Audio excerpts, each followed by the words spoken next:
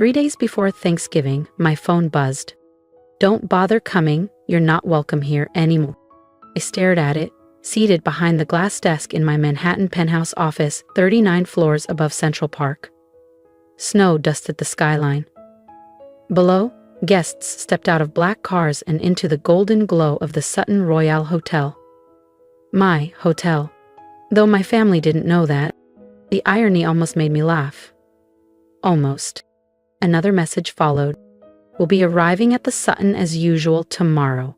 At least, we still have our tradition, even if you've ruined everything else." Their tradition. The same 5-star hotel where the Cartwright family had celebrated Thanksgiving every year for the past 25 years. The place where I'd been made to feel like a stranger since I was 17. I picked up the desk phone. "Layla, could you pull up the Cartwright Thanksgiving reservation?" "Already in front of me, Miss Cartwright," my assistant replied. "Your parents and siblings will be checking in tomorrow. 3 luxury suites, I leaned back in my chair, eyes closing for a moment as last year's memories surged forward. That was when everything changed. "You want to use Cartwright funds to build transitional housing?" my father had snapped, waving my proposal like it was trash. "Our name supports museums and concert halls, not drug addicts and single mothers." "People are struggling, Dad," I'd said, calm but firm. "We could help." My mother shook her head. "You sound just like Aunt Eleanor. She embarrassed this family with her causes."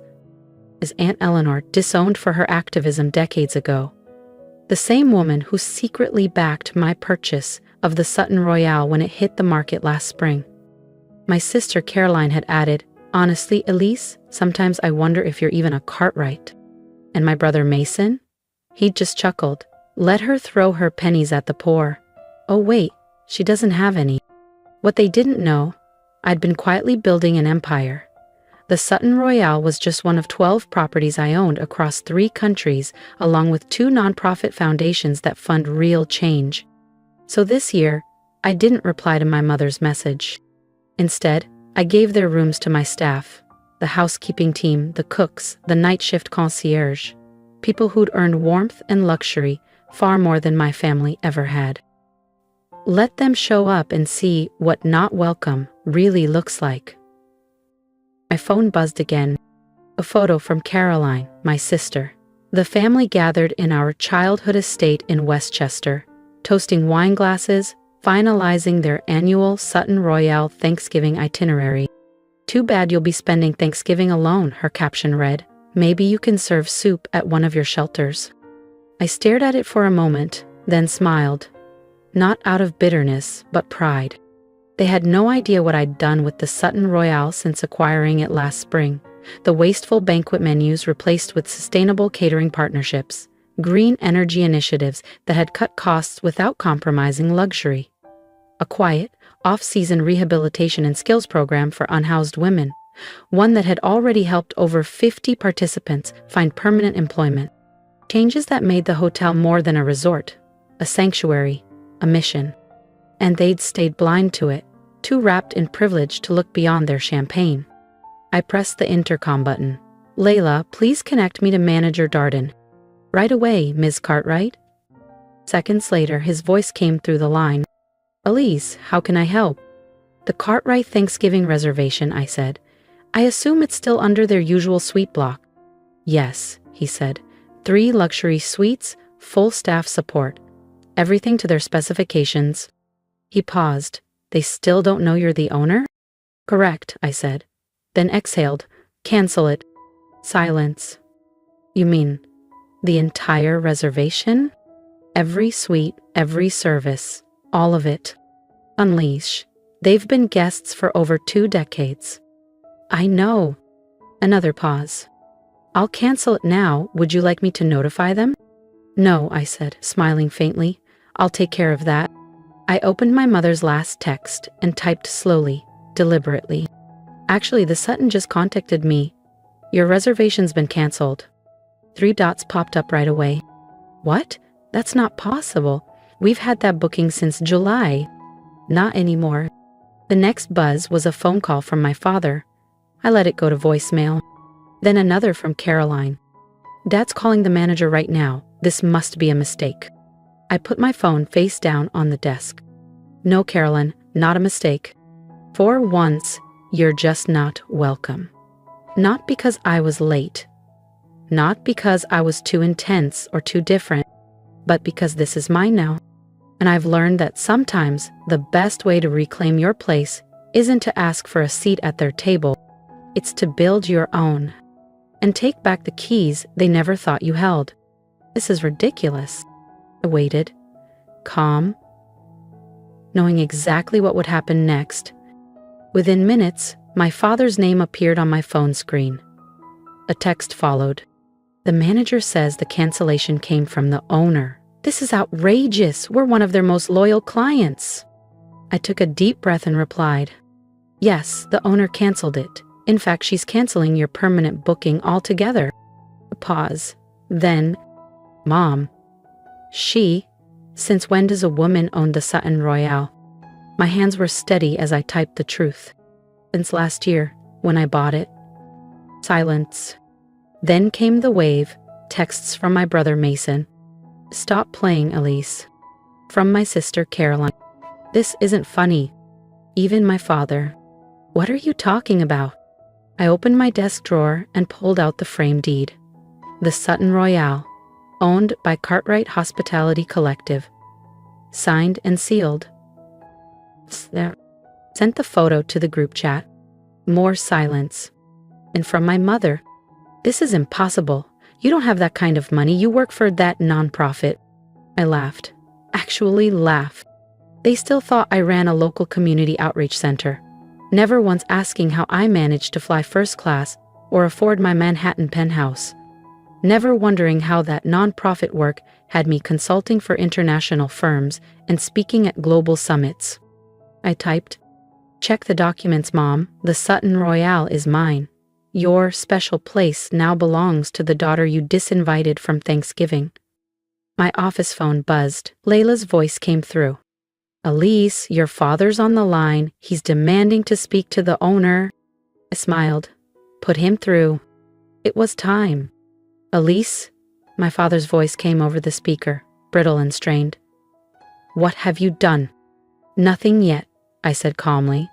But I think it's time we had a long overdue conversation about family, privilege, and consequences. Would you like to have it over the phone? I added. Or would you prefer to meet in person? I have a lovely office on the top floor overlooking your old Thanksgiving suite. The silence that followed? 20 years in the making. Hour later, they filed in like scolded children. Caroline in oversized sunglasses, Mason checking his watch, my parents stiff and silent. Gone was their usual arrogance. In its place, confusion, bitterness, and something unfamiliar. Fear. Please, I gestured to the chairs. Have a seat. Through the panoramic glass behind me, the Sutton Royale shimmered in the afternoon sun. My legacy. How? My father finally snapped, refusing to sit. How did you afford this place? I leaned back in my chair and smiled. Because while you were laughing at my causes, I was building a kingdom. If you believe quiet strength speaks louder than shouting, and that karma sometimes wears a tailored suit, don't forget to subscribe. Elise's next move will leave more than just her family speechless. You never cared enough to ask what I was really doing, did you? I said quietly. Too busy mocking my bleeding heart projects to realize I was building something. Building what? Caroline snapped, arms crossed. But I caught the tremble in her voice. Cartwright Hospitality Collective. Their expressions blanked. 15 luxury resorts, I continued, across 3 continents, every one of them sustainable, every one profitable, all of them blending elegance with social impact. My mother collapsed into a chair, her composure cracking for the first time in years. 15 resorts? She echoed faintly. But you run a nonprofit. No, I said, measured. I partner with nonprofits. We offer job training through transitional housing programs. We work with rehabilitation centers, shelters, and vocational schools. Sutton Royale alone has helped over 300 people rebuild their lives. Quietly, respectfully, with dignity. This is ridiculous, Mason scoffed. You're making this up. I leaned over and pressed the intercom. Layla, would you bring in the portfolio binder? Moments later, Leela stepped in carrying a sleek leather folder and began handing out printed summaries. My family stared at the documents. Property deeds, annual financials, social impact reports, investor portfolios. My father flipped through his copy slowly. $6 billion in assets, he muttered. 40% higher margins than industry average, I added. Turns out compassion scales surprisingly well. Caroline tossed her packet on my desk. Fine, you're rich, you've made your point. But canceling our reservation? That's just petty. I stood up, calm, controlled. Petty? Like being disinvited from 20 Thanksgivings? Like having every idea I brought to the table dismissed because it didn't fit your narrow definition of respectable? My mother looked up, voice breaking. But we're family. I laughed, gently. Was it family when you cut off Aunt Eleanor for doing the same thing? When you turned her into a ghost because she chose to help rather than posture? At her name, they flinched. Speaking of Eleanor, I pressed another button on the desk. The screen on the wall flickered, then came to life. Aunt Eleanor's face appeared, beaming. Hello, brother dear, she said to my father, voice cool. Quite the surprise. You're part of this? He asked, backing up a step. I helped Elise buy Sutton Royale, she said proudly. I saw in her what none of you did. Vision, heart, and the intelligence to turn values into value. You helped her take our special place, my mother accused. Eleanor's smile sharpened. Your special place? The one where you spent 2 decades making her feel small, while she quietly built something that serves thousands? We'll sue, Mason threatened. We have permanent booking rights. Check your contract, I said, calmly. It expired last month. No renewal clause. I didn't renew them, I said. Silence pressed down on the room like fog. Outside, the Manhattan skyline glittered under late afternoon light. Cars moved steadily below. Guests continued checking into the Sutton Royale. The world didn't pause. Paradise, it seemed, continued, indifferent to the unraveling in my office. Finally, my father spoke, voice low. What do you want, Elise? I turned toward the window. What do I want? I let the question hang there, then turned to face them. I want you to understand what you missed, not just about me, but about what success actually looks like. I walked slowly back to my desk. The Sutton Royale isn't just a luxury hotel. It's a platform, a proof of concept. Our properties have helped hundreds of people rebuild their lives. We've introduced eco-sustainable operations that the industry now copies. We've shown, with data and dignity, that business can serve both profit and purpose. And we're just supposed to accept this? Caroline challenged. That you're right and we were all wrong?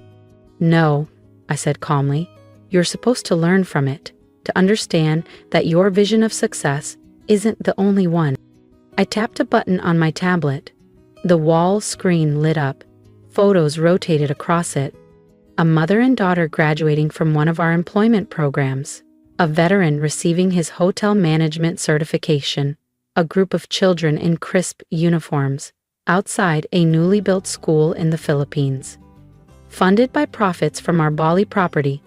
This, I said, my voice softer now, is success. This is what you never saw. My father slumped into a chair, his eyes clouded. I was wrong, he whispered. The words hung in the air, 20 years late. We all were, my mother added, dabbing at her mascara with a silk handkerchief. Caroline stayed quiet. But the defiance in her eyes was gone. So, what now? Mason asked finally. I said back behind my desk. Up to you. Tomorrow, we're hosting Thanksgiving dinner, right here. Not just for guests, but for staff, trainees, and anyone in our programs who needs a place to belong. I looked at each of them. You're welcome to join us, not as VIPs, not as guests of honor, but as people willing to listen, to understand, and maybe to change. My mother's voice cracked. You'd still have us, after everything? This was never about revenge, I said gently. It's about transformation. about giving you a chance to see what's possible when you care about something beyond yourselves. And Eleanor smiled from the screen. Elise built something extraordinary, James. Something your parents would have been proud of. Not because it made billions, but because it made a difference. My father rose slowly. We'll need time. I nodded. Take it. But remember, I said gently, Thanksgiving dinner is at 6 tomorrow. If you come ready to see Sutton Royale through new eyes.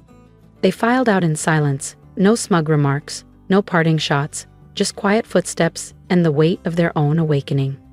Their shoulders slumped, their certainty unraveled. As the door clicked shut behind them, Aunt Eleanor's voice came through the screen again. You did it, sweetheart. You changed everything. I smiled at her image. No, we did it. You believed in me when no one else would. They'll come tomorrow, she said, with quiet conviction. Their pride may be bruised, but their eyes are opening. She was right. The next evening, my family returned, not in black car chauffeured town cars or luxury sedans, but in modest rentals. No red carpet airs, no designer bravado. They walked into the grand ballroom of the Sutton Royale, now transformed with long tables filled with staff, program graduates, and guests from all walks of life. Thanksgiving was alive in the room, warm, human, real. They sat next to the people they once overlooked. They listened to stories of addiction overcome, of careers started, of children thriving because their parents had been given a second chance. They didn't interrupt, they didn't flinch. For once, they absorbed. Caroline now oversees our education partnerships, developing programs that offer scholarships to staff families. Mason manages community outreach, coordinating with shelters and re-entry programs across the city. Even my parents have changed. They now proudly host events at the Sutton Royale, telling anyone who will listen about their daughter's vision for responsible luxury. Last week, a journalist asked me, why not cut them off completely? Why let them back in? I showed her a photo from last Thanksgiving. My family? Not posing, but serving, passing plates, sharing food, listening with open hearts, becoming part of something greater than themselves. Because, I told her, sometimes the best revenge isn't punishment. It's transformation. Today, Sutton Royale continues to thrive. Not just as a destination, but as a place where privilege meets purpose. Where luxury carries responsibility, where lives change quietly, steadily, powerfully. And every Thanksgiving we gather here together, not as the old Cartwrights, driven by ego, status, and exclusion, but as something better, something earned. Sometimes you have to lose the version of paradise you were taught to want, to find the one that truly matters. Understanding.